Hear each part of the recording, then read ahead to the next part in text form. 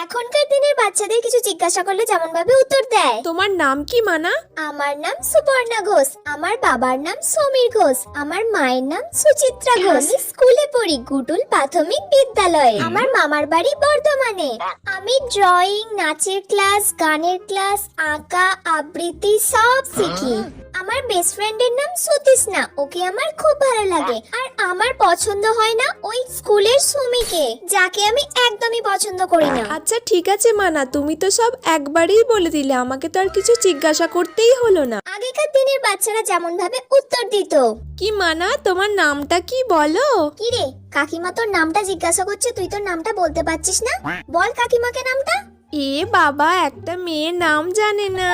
আসলে কি বলুন তো, ও না একটু লোক দেখলে বেশি লজ্জা পেয়ে যায়, সেই জন্য কিছু বলতেই পারে না। আসলে আমার মেয়েটা না খুব লাজুকে। আরে পালাচ্ছ কেন? দাঁড়াও দাঁড়াও।